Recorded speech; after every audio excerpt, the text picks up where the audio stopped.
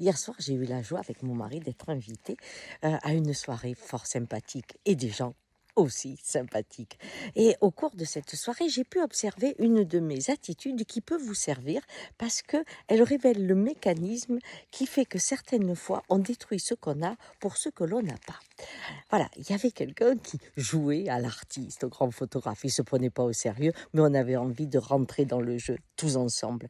Et donc, il fait une composition à sa façon d'une photo, nous la montre comme s'il était un grand photographe. Et nous, on rigole en voyant ce jeu-là.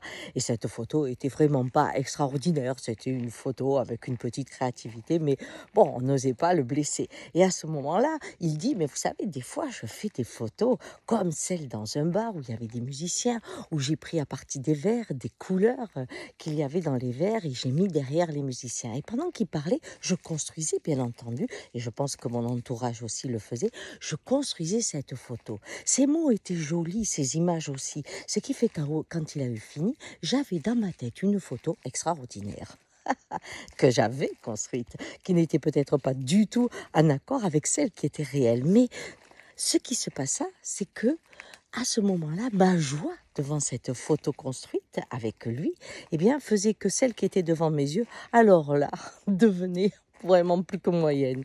N'avait aucun intérêt ce que je lui dis et on a éclaté de rire. Pourquoi je vous raconte ça?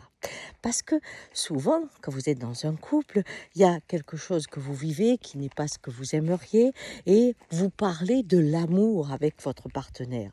Et là, il vous dit, moi, quand j'aime, c'est comme ça, ou elle vous dit, je voudrais ça et ça. Et elle vous amène dans un voyage, ou il vous amène dans un voyage qui vous étonne et vous dites, ah oui, c'est ça.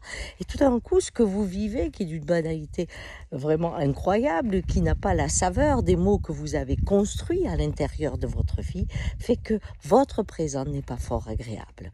Et cela détruit ce que vous vivez. Voyez-vous, le rêve, souvent l'on dit cette phrase, suis tes rêves, il fera le chemin. Non!